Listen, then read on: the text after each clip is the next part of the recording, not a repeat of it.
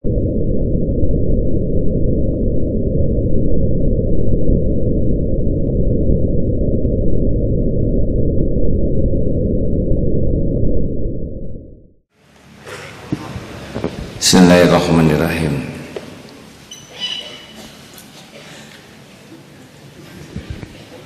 Kucing.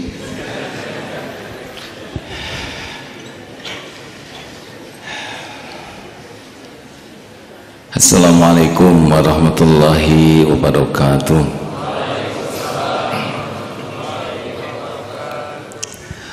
Alhamdulillahi rabbil alamin. Alhamdulillahilladzi anzala as-sakinah fi qulubil mu'minin liyajdadu imanan ma'a imanihim. Allahumma salli ala sayyidina Muhammadin wa ala alihi wa ashabihi ajma'in. Allahumma malikal mulki tu'til mulka man tasha wa tanzi'ul mulka mimman tasha wa tu'izzu man tasha wa tudhillu man tasha biyadikal khair innaka ala kulli syai'in qadir. Ya Allah, Allahumma aftah lana hikmataka ya Allah, wansur alaina rahmataka ya dzal jalali wal ikram. Allahumma nawwir qulubana ya rabbi nuri hidayatik kama nawwatal arda bin nuri syamsik abadan abada birahmatika ya arhamar rahimin. Allahumma inna nas'aluka al-huda wa tuqa wal afafa wal ghina. Rabbana la tuzigh qulubana ba'da idh hadaitana wa hab lana min ladunka rahmah innaka antal wahhab. Doa yang maha menatap, berkahi majlis ini. Singkapkan tabir yang menghalangi kami dari mengenalmu ya Allah. Singkapkan setiap penghalang yang menghalangi kami dari yakin padamu. Cahayai hati kami dengan hakul yakin padamu ya Rabb. Amin ya Allah ya Rabbal Alamin. Alhamdulillah.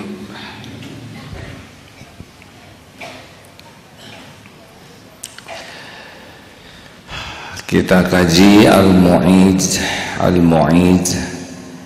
dan Al-Mudil. Allah yang maha memuliakan dan Allah yang menghinakan. Surat Ali Imran ayat 26. Kita simak. A'udzu billahi minasy syaithanir rajim. Bismillahirrahmanirrahim. Qul Allahumma malikal mulki tu'til mulka man tasha'u wa tanzi'ul mulka mimman tasha'u wa tu'izzu man tasha'u wa tudhillu man tasha'u biyadikal khair innaka ala kulli syai'in qadir. Katakanlah, wahai Tuhan pemilik kekuasaan, Engkau berikan kekuasaan kepada siapapun yang Engkau kehendaki, dan Engkau cabut kekuasaan dari siapapun yang Engkau kehendaki. Engkau muliakan siapapun yang Engkau kehendaki, dan Engkau hinakan siapapun yang Engkau kehendaki. Di tangan Engkaulah segala kebajikan. Sungguh Engkau maha kuasa atas segala sesuatu. Jadi hanya Allah yang menentukan seseorang berkuasa, dan hanya Allah juga yang menentukan seseorang dicabut kekuasaannya. Allah juga yang memuliakan, tu'izzu man tasya wa tudhillu man tasya.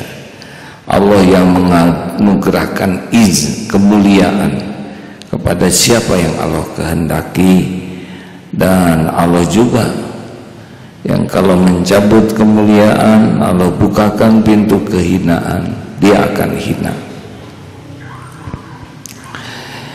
Kemuliaan adalah milik Allah. Kemuliaan tidak diletakkan pada dunia berikut isinya. Seseorang tidak dimuliakan oleh Allah dengan diberikan harta, tidak. Karena harta tidak ada harganya bagi Allah. Seseorang tidak dimuliakan oleh Allah dengan diberikan jabatan, itu bukan tanda kemuliaan.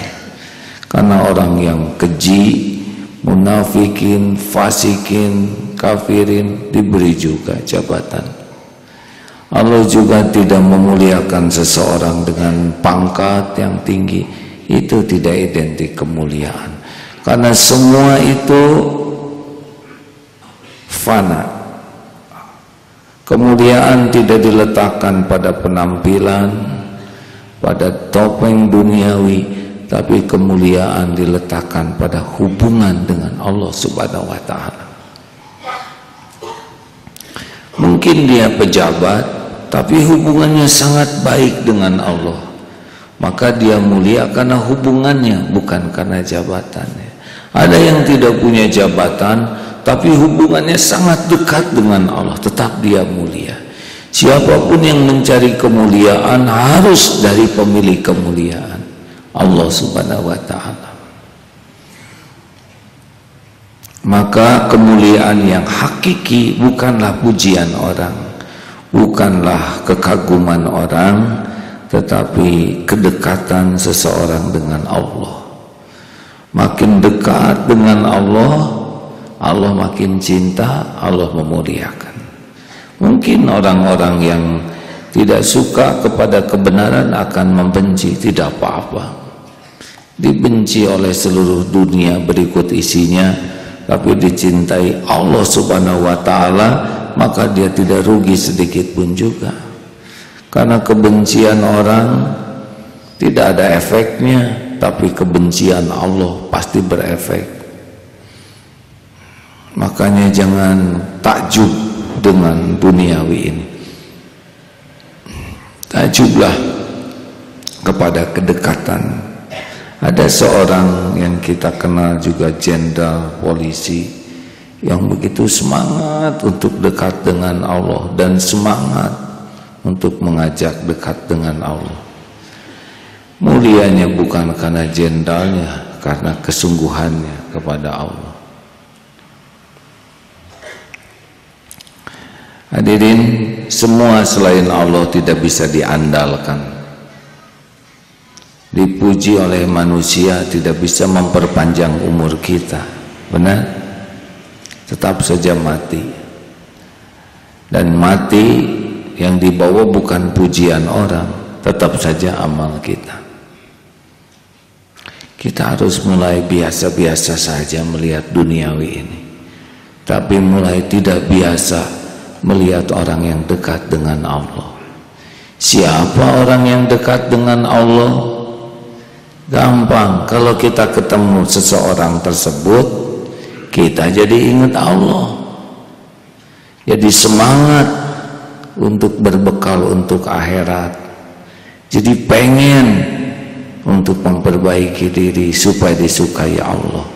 Karena orang-orang yang dekat dengan Allah dijadikan jalan oleh Allah untuk membuat orang semakin kenal dan semakin semangat kepada Allah. Tidak mudah,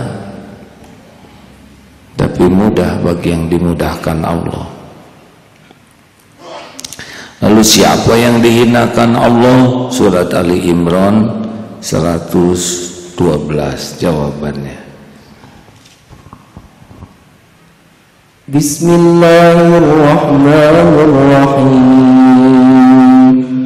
Duribat alaihimud dhillatu aynama thuqifu illa bihablin minallahi wa hablin minan nas wa ba'u bighadabin minallahi wa duribat alaihimul maskanah dzalika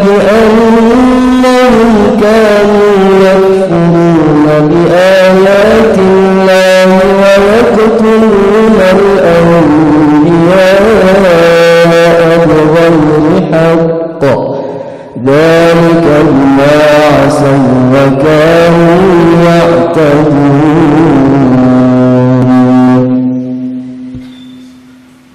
Mereka diliputi kehinaan di mana saja mereka berada, kecuali jika mereka berpegang pada tali agama Allah dan tali perjanjian dengan manusia.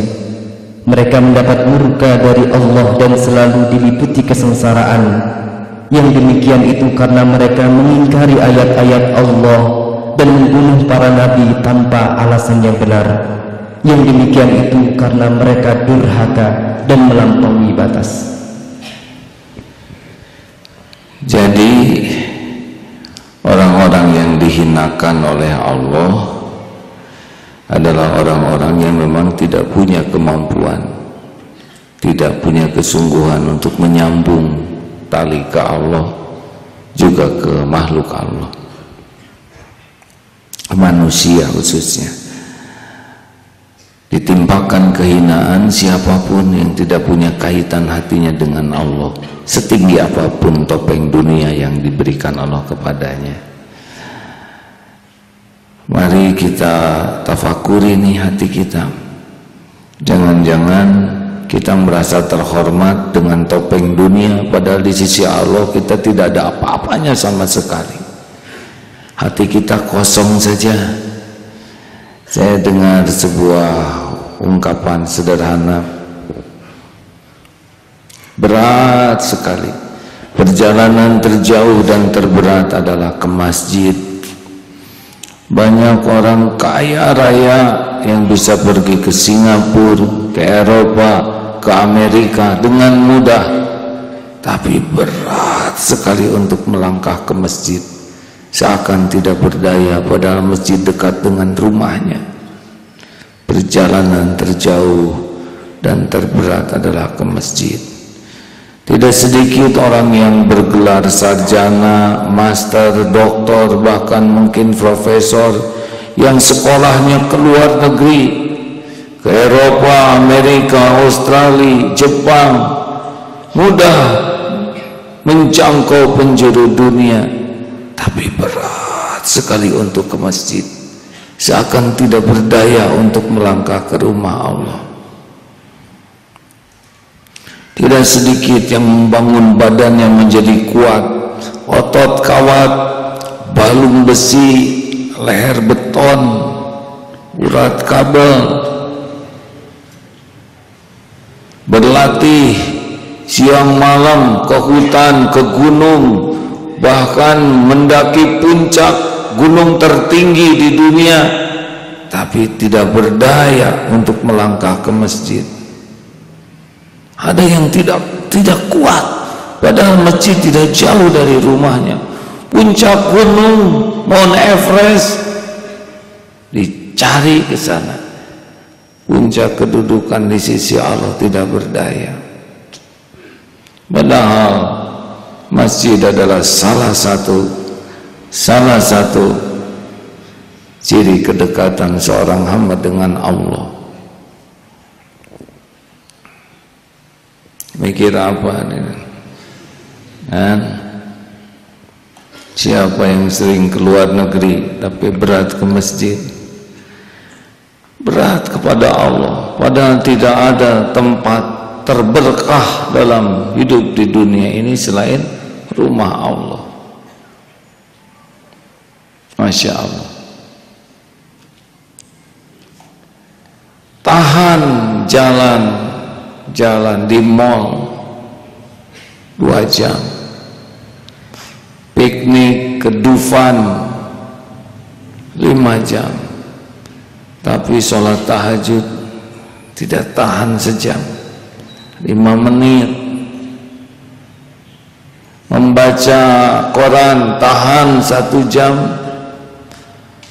browsing internet tahan 3 jam,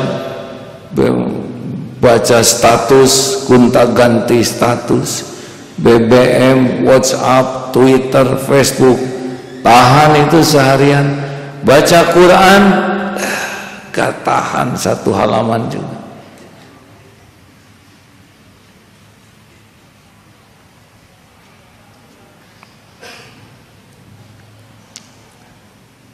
Kenapa ke Allah nggak kuat? Ke mall bekal 100.000 gak cukup, apalagi berdua, bertiga, hanya bisa minum aja. Beli sepatu bekal 300.000 tidak cukup. Ke masjid 10.000 sudah lebih dari cukup.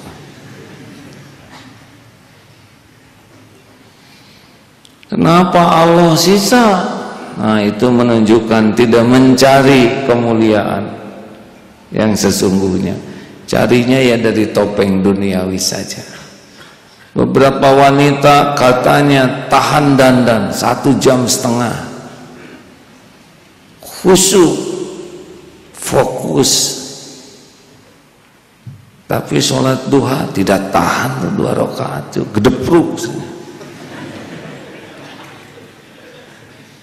Siapa yang dicari? Penilaian Allah, penilaian makhluk. Mari evaluasi diri masing-masing hadirin. Kenapa ke Allah sisa?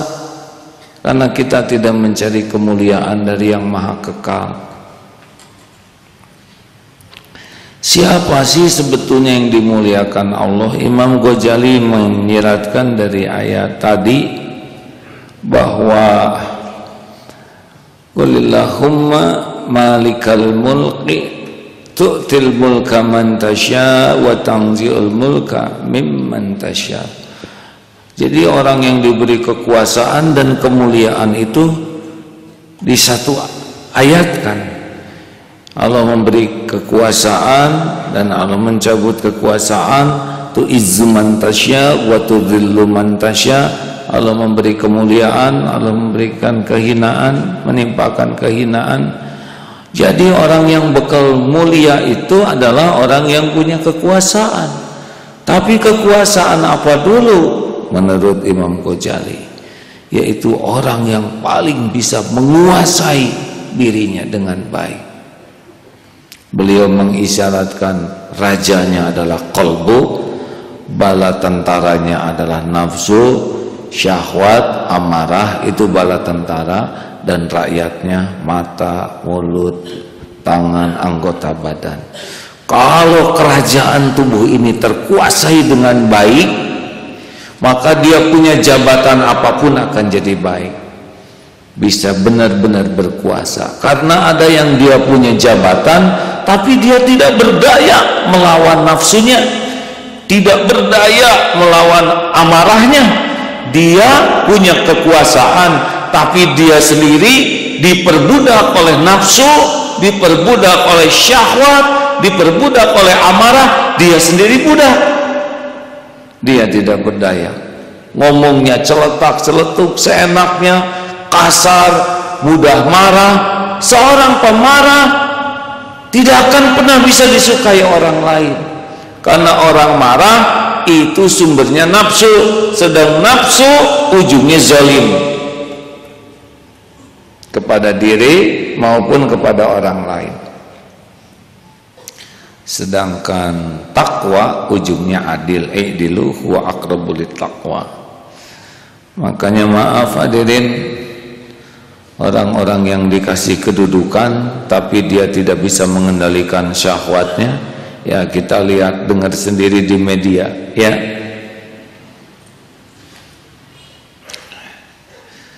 Tidak boleh nyebut nama, ya.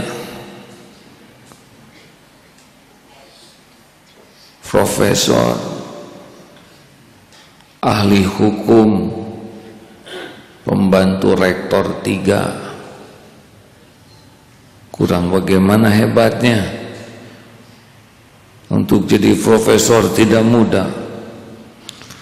Untuk jadi wakil rektor PR3 tidak mudah, itu bagian kemahasiswaan. Tahu hukum duniawi itu juga tidak mudah. Tapi ditangkap sedang mengerjakan karya ilmiah jam 3 pagi. dengan mahasiswi. Jangan banyak pikiran hadirin.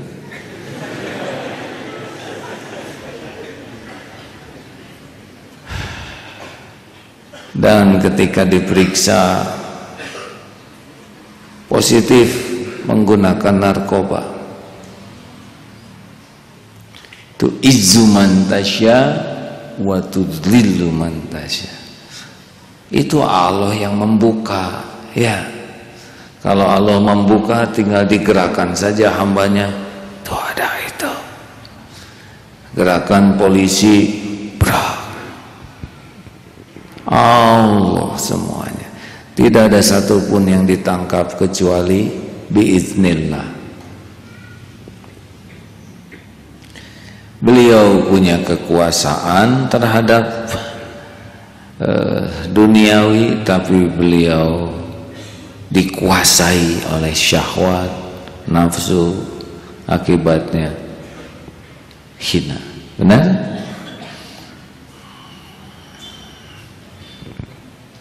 Jelaskah hadirin kira-kira kemuliaan di mana?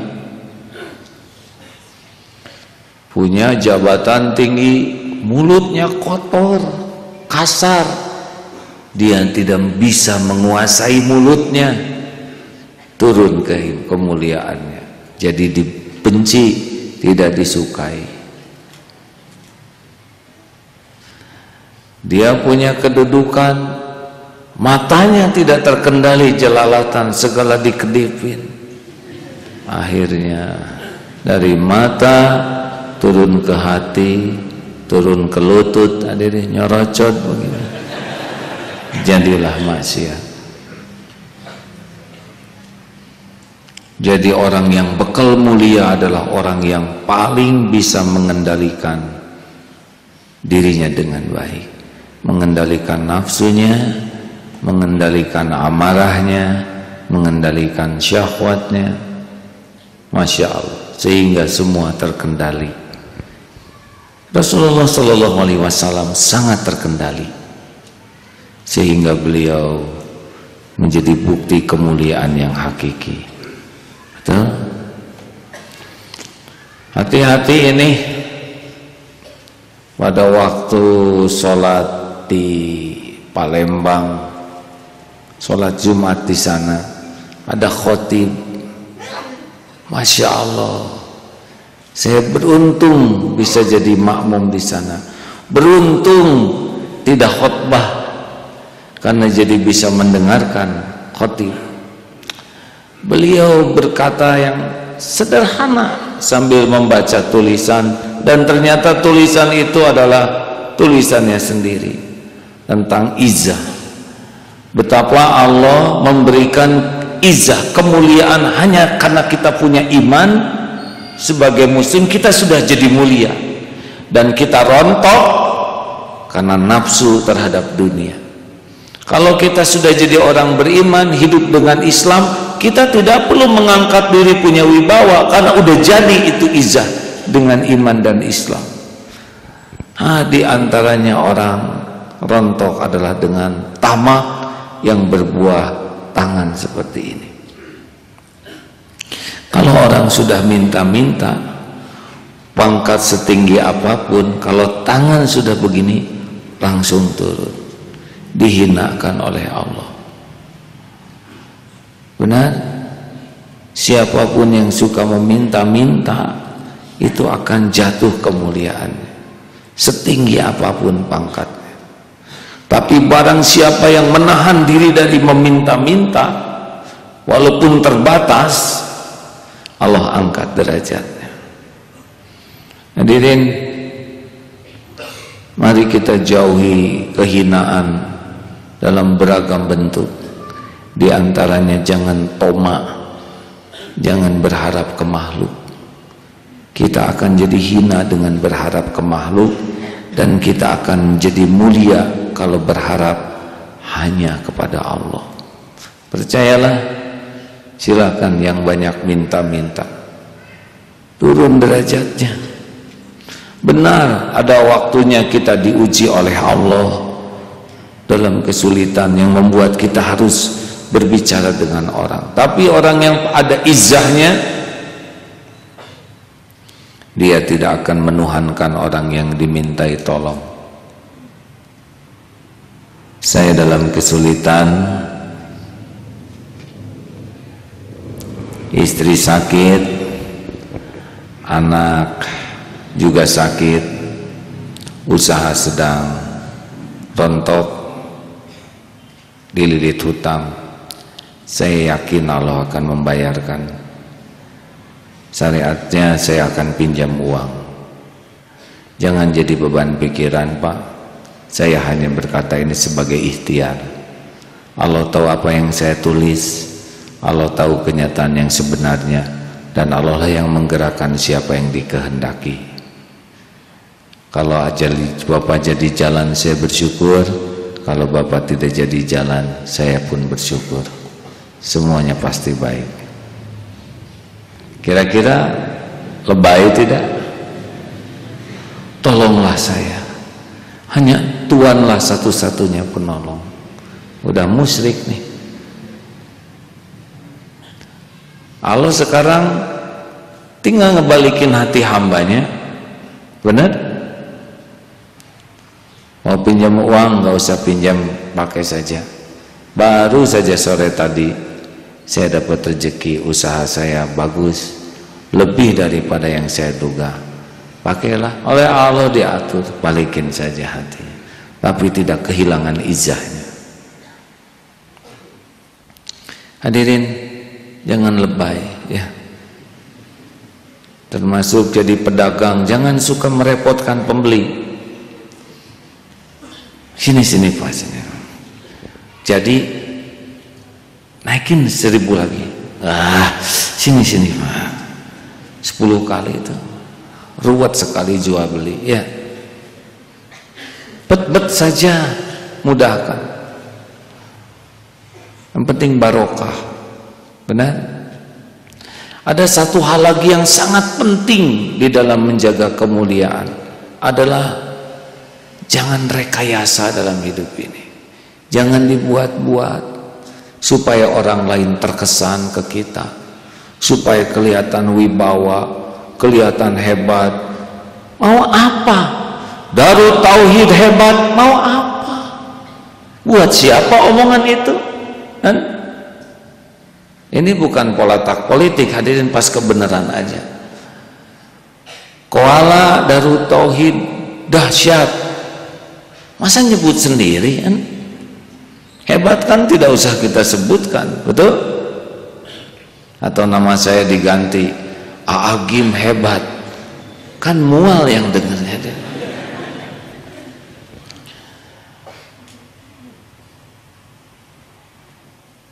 Perlukah kita menyebut-nyebut diri saya motivator terhebat? Biasanya yang ngaku-ngaku itu enggak punya tuh, ya. Karena hebat itu tidak perlu disebut-sebut sendiri, benar? Halo? Saya agak bingung juga tuh. Ini komentator nomor 1 di Indonesia. Ini nulis sendiri itu dirinya. Loh, kok ngaku-ngaku? Kalaupun benar ada penghargaan seperti itu, ya sudah, orang lain gak ada urusan dengan kita, benar? Kenapa kita melakukan itu? Karena kita lebih membutuhkan pengakuan, kekaguman orang. Hasilnya tidak akan mulia. Mulia itu datang dari ketulusan, hadirin. Mulia datang dari ketawaduan, benar? Mulia datang dari kebeningan hati. Tidak usahlah kita memperbagus-bagus kata supaya orang kagum ke kita. Yang penting setiap kata kita bersih sama lisan dengan hati. Hati-hati akhwat, kalau ada seorang lelaki mengobrol kata, duhai rembulan, wajahmu bersinar, setiap kutatap wajahmu sakitnya sampai ke sini. Jadi ingat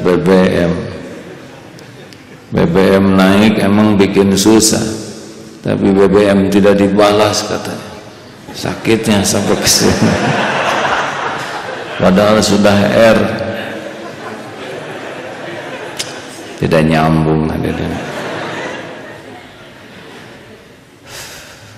Ayolah, tidak usah mengobrol kata, yang penting sama antara lisan dan hati. Benar? Jangan biasakan memuji berlebihan dan tidak cocok dengan hati, nggak perlu. Kepada anak juga ngobrol tuh, ada yang mengatakan harus memuji anak. Tentu boleh anak dipuji, asal sama lisan dengan hati, dan anak disadarkan bahwa pujian ini harus tersandarkan ke Allah. Alhamdulillah nak, Bapak senang semakin dimudahkan oleh Allah sekarang ngapalin Quran. Allah yang menolong. Enak begitu ya. Wah, kamu ini dahsyat, anak dahsyat nih. Ini uang dari mana nak? Dahsyat. Ada juga kan yang mengeluh, dulu zaman nggak kayak gini. Kata nenek, dulu zaman nenek masih muda, uang 5.000 tuh bisa segala kebeli, segala sampo, sabun, anduk, sebagainya. Kalau sekarang gimana? Sekarang susah. Di mana-mana ada CCTV katanya. Ini nenek ngajarin nggak benar ada.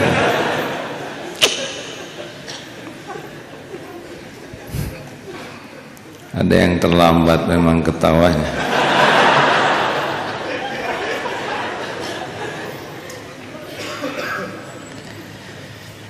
Hadirin, mari kita selalu kontrol diri kita untuk tidak terjebak ingin dipuji, ingin dikagumi, ingin diperlakukan spesial oleh orang lain, sehingga kita kehilangan fokus kita kepada Allah Subhanahu wa Ta'ala. Padahal kemuliaan bukan dengan topeng, kemuliaan kalau Allah mengangkat derajat kita. Setuju? Kita tidak perlu bombastis mengatakan sesuatu yang dahsyat supaya orang terpesona. Ah, mau apa? Terus kalau orang terpesona mau apa? Hah? Nggak ada apa-apanya, hanya ya sudah begitu. Sedangkan cicilan tetap kita yang bayar, kreditan kita yang lunasi. Benar? Coba periksa ini remaja banyak gaya, jangan pinjam jaket. Atau ada gitu kisah dari Bu Ali Imran, mau pulang kampung lebaran supaya kelihatan keren, pakai gelang tetangga, dipinjam gelang ke tetangga, sedang salaman sama orang tua di kampung. Kapan kamu bisa ngasih gelang ke emak? Ini seneng nih emak, gelenceng aja gelang tetangga. Jadi pulang tuh tertekan, banyak gaya sih ya. Nah, karet gelang sajalah kalau nggak bunuh. Ini serius hadirin. Kita teh apa-apaan, capek acting tuh, benar? Benar? Capek ingin kelihatan lebih dari kenyataan tuh. Kalau cari kemuliaan di sisi Allah mah nggak usah acting, just the way you are. Kenapa sih saya ngomong gitu aja bereaksinya kayak harusnya biasa we denger just apa artinya? Bahasa Inggris itu ciptaan Allah, harusnya biasa ya. Nggak usahlah kita ingin kelihatan lebih keren, lebih cakep, lebih kaya, lebih muda, lebih capek gitu. Wajah-wajah di status itu coba, maaf hadirin, pelanggaran. Alhamdulillah. Coba lihat wajah-wajah di status itu, kita pilih potret yang paling cakep ya. dari pinggir. Pas ketemu gandeng beda, jadi gak enak, salah sendiri, ya kan? Mau apaan? Mau apa, benar? Atau mau dipotret buat di rumah? Waduh, didempul dulu, kulit dibagusin, diarsir, pakai komputernya juga, penghilang bintik-bintik. Dan kita terpesona dengan yang tidak cocok. Kagum, aduh, ini orang teh gelis. Datang tetangga, "Ce, itu potret siapa?" "Saya." "Hah? Ini beda kan, nggak enak." Hadirin, kenapa kita kekanak-kanakan begitu ya? Karena kita masih sibuk dengan penilaian makhluk. Disangkanya kita jadi mulia, enggak. Kenapa kita harus beli tas sangat mahal, ratusan juta, selop mahal, ratusan juta? Apa yang didapat? Ini sekedar pendapat pribadi ya. Mungkin kurang pede dengan apa yang ada sehingga harus bawa yang bermerek, arloji sekian ratus juta. Padahal kecepatan sama dan nggak ada yang nyangka. Kan wajah tuh menunjang ya. Kalau yang pas gitu pakai yang KW juga disangka ori. Tapi model kita ini mau ngaku ori staker kebek juga. Kayaknya nggak ada yang percaya ya. Kan? Asli, oh iya saksing sabarat ya. Bukan tidak boleh punya barang berkualitas karena mungkin perlu atau investasi, tapi bagi yang tidak mampu mah nggak usah maksain diri ya. Apa sih, kenapa harus mati-matian kita ngejar produk terbaru kalau hanya sekedar dipuji orang? Nggak perlu. Itu mah kita cari kemuliaan dari topeng, betul? Dan kita akan tertekan sendiri kalau kita punya barang bagus, kecenderungan ingin pamernya tuh mendera kita, pengen memperlihatkan ke orang lain, pengen agar orang lain tahu. Terus kalau orang lain tahu gimana? Ya sudah, nggak ada apa-apanya lagi, benar? Ayo, mau bahagia yang asli, lepaskan hati ini dari sibuk penilaian makhluk. Harus cuek, bukan cuek, salah besar. Cuek itu tidak peduli kepada penilaian siapapun, tapi kita harus sangat peduli kepada penilaian Allah.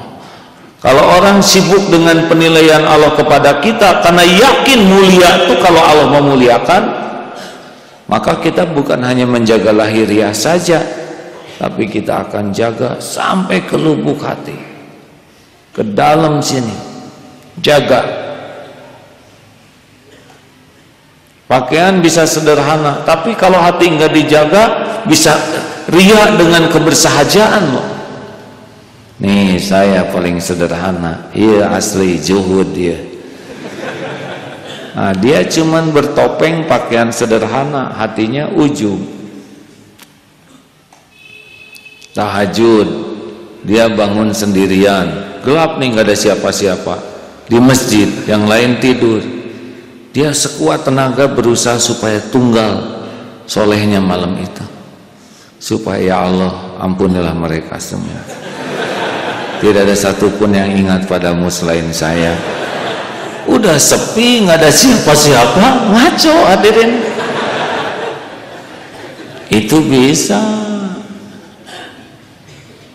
benar. Seperti hari ini Kemis nih ya, teman-teman pada buka, ya Allah ampunilah hamba-hambamu itu, mereka memang tidak sungguh-sungguh kepadamu, berkahilah sih untuk soleh. Padahal dia selama saum mata tidak saum, mulut tidak saum, hati tidak saum, cuman lapar aja. Allah tahu. Makanya orang-orang yang serius sekali dengan pengamatan Allah tuh, dia akan jaganya tuh sampai ke lubuk hati. Ini tidak mudah. Saya juga baru bisa cerita seperti ini hadirin, dan baru bisa ingin, ya. Mudah-mudahan dengan cerita begini Allah yang Maha mendengar menolong. Jangan tergelincir untuk membagus-bagus sesuatu yang tidak cocok dengan hati, ya. Kalau mau muji yang cukup, yang wajar.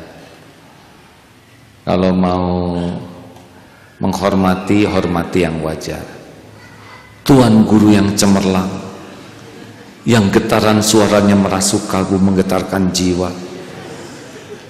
berlebihan, ya. Hormat yang wajar saja. Kerasa hadirin, segala yang pakai hati itu. Kan rumusnya begini. Imam Ali pernah menggunakan rumus. Kalau bertemu dengan mukmin, orang yang beriman, pakai hati. Tapi bertemu dengan orang yang tidak beriman, pakai akhlak. Kalau pakai hati, akhlak langsung keluar, dan hati dengan hati akan terasa. Kalau pakai akhlak, mereka baru bisa melihat akhlak, ya. Jadinya demo-demo itu silahkan, tapi jaga akhlak. Ayo boleh saya ulangi kisah favorit. Seorang bapak berkata pada anaknya, "Duhai buah hatiku, anakku, bapak bangga padamu. Engkau anak yang hebat, anak yang baik, anak yang berbakti. Bapak mau berbuat apapun demi kesuksesan dunia dan akhiratmu. Bapak bangga padamu, nak. Engkau memang mengharumkan nama baik bapak, keluarga." Masya Allah. Bagus? Bagus tidak? Kalau bagus, bagus. Kalau tidak, tidak. Harus puguh hadirin, ya. Jangan suka nggak jelas gitu. Bagus tidak? Ya, jawab aja dah, bukan penilaian ini, ya. Tapi ada seorang bapak yang begini. Lihat anaknya. Sini nak, peluk anak. Tapi hatinya yang berkata, "Duh ya Allah, Engkau tahu saya belum jadi bapak yang baik. Engkau tahu saya belum jadi contoh yang benar. Saya belum bisa jadi imam bagi keluarga. Ampuni saya ya Allah. Belum jadi orang tua yang bertanggung jawab. Engkau tahu semuanya." Sambil meluk anaknya, "Nak, maafkan bapak ya. Kirimi bapak doa yang banyak, yang banyak. Makasih nak." Kira-kira mana yang ada di hati anak? Yang mana? Yang ke satu, kedua? Saudara tahu dari mana? Pernah dipeluk si bapak itu? Tidak. Lihat langsung? Tidak. Mendengar langsung? Tidak. Tahu dari mana? Kenapa semua sepakat? Itulah bahasa hati. Rasulullah Sallallahu Alaihi Wasallam, semua sikapnya, semua tutur katanya berasal dari lubuk hati. Ribuan tahun, ribuan kilometer tembus sampai ke hati kita. Benar? Ini yang harus kita miliki. Hidup tidak dengan rekayasa, apa adanya, tapi bening dari hati. Saudara sudah menjawab itu.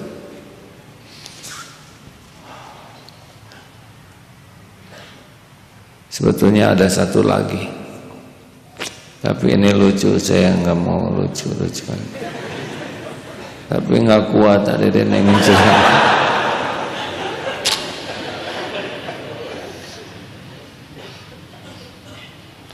Yaitu tentang yang nolong ibu-ibu hamil itu. Di bis datang ibu-ibu, ibu sedang hamil ya. Iya nak, ibu silakan duduk sini. Gimana dong? Apa-apa. Dah, bagaimana perasaan saudara? Senang atau sebel? Senang? Enak atau enak? Padahal cuma 2 patah. Ibu sedang hamil. Silakan duduk Bu. Dah gitu aja. Saudara senang? Bandingkan dengan yang satu ini. Datang ibu-ibu hamil. Assalamualaikum warahmatullahi wabarakatuh Bu. Waalaikumsalam Dek. Berapa bulan hamil sebesar itu Bu? Ya 8,5 bulan Dek. Oh hampir melahirkan ya Bu ya. Insya Allah setengah bulan lagi. Berat nggak sih Bu hamil segede gitu? Ya bukan berat lagi deh, berat banget. Ya maaf ya Bu ya, saya perhatikan tuh ibu tuh orangnya kuat loh Bu. Ya dikuat-kuatin aja deh, terus gimana lagi. Ngomong-ngomong ibu pengen punya anak yang kuat enggak? Mana ada sih ibu pengen punya anak lemah. Bu saya kasih tahu ya, anak yang kuat lahir dari ibu yang kuat berdiri loh Bu. Gimana perasaan saudaraan? Enak atau enak? Enak? Seneng atau sebel? Apa yang salah hadirin? Sopan, betul? Sopan. Assalamualaikum Bu, apa kabar? Empati, betul tidak? Ini berapa bulan Ibu? Bagus kata-katanya. Kenapa saudara enak? Karena kita tahu lidahnya dengan hatinya beda. Lidah baik, hati korsi, itu intinya ya. Ini serius hadirin. Ini ilmu kalau dicermati dengan baik, jernih, kita akan bisa merasakannya. Pidato-pidato, obrolan-obrolan itu ada rasanya. Semuanya ada rasanya. Dan orang yang tulus tidak perlu banyak menyebutkan banyak hal, ada rasanya kok. Kita juga tidak perlu memamerkan banyak hal. Mau apa? Cari kedudukan di sisi Allah, tidak usah banyak acting. Lurus-lurus saja. Terima kasih hadirin. Cukup. Jangan heran sepulang dari sini nggak semangat ngobrol. Bagus. Ngobrol kan tidak harus pakai kata-kata saja. Ngobrol juga dengan raut muka, sikap, kesantunan, itu lebih banyak kata-kata. Yakin bahwa gerak tubuh itu lebih banyak dari kata-kata? Yakin. Nih lihat. Saudara tersinggung hadirin. Hanya dengan nyimpen miring sedikit ya kan. Terima kasih. Tanggal 7 Desember Bandung Tauhid Tenki di cancel, diganti dengan gerak jalan sehati, sehat dan hatinya sehat. Yang tadinya Tegalega 10 km diganti sekarang dari Geger Kalong sampai ke Eko Pesantren, kurang lebih 1 jam jalan kaki ke sana. Hadiahnya tetap sama, umroh dan sebagainya. Bedanya adalah tidak usah bayar yang ini, free, gratis. Banyak hadiah yang menarik, umroh, mobil. Tapi kalau mobil hanya lihat aja ya. Bisa. Sepeda saya nanti disedekahkan juga ya, handphone dan sebagainya. Tapi yang paling penting kita bisa silaturahim ya, olahraga. Ada umum, ada keluarga, ada pelajar mahasiswa. Kalau yang diperlombakan regu 5 sampai 10. Karena ini gratis, kaos masing-masing ya. Seragam masing-masing, daftar nanti di depan, tidak dipungut biaya. Kalau perseorangan boleh juga. Yang masih belum punya jodoh, masuk grup ini ditolak gitu ya, sudah sendiri sejalan jalan sendirian. Tanggal 7 usahakan malam minggu di sini kalau bisa itikaf. Kapasitas ini sebetulnya 3.000, tapi ini bekal 5.000, bekal penuh nanti ini ya. Kita jalan ke sana nyusur. Seneng lah diperlombakan kekompakan dan sebagainya. Ya, kita senang-senang saja silaturahim. Sampai di sana kita akan silaturahim dan seperti biasa makan sama-sama. Bagaimana supaya semua kebagian? Bawa masing-masing. Semakin cerdas saya senang. Jangan toma ya hadirin ya. Mudah-mudahan teman saya bekal ya. Dan pikiran itu dimiliki oleh semua teman-temannya ya. Gak ada tuh ya. Apa aja bekal, punya kerupuk bekal ya, enggak boleh kita ngarep-ngarep dikasih orang, enggak boleh. Mendingan enggak makan aja daripada kita ngarep-ngarep dikasih orang.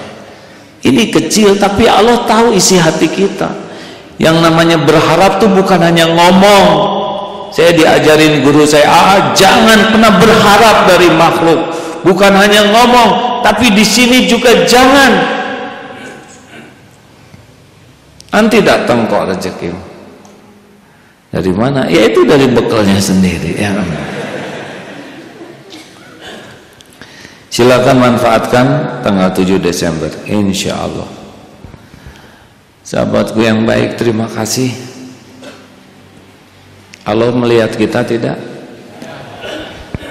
Allah mendengarkan semuanya ini.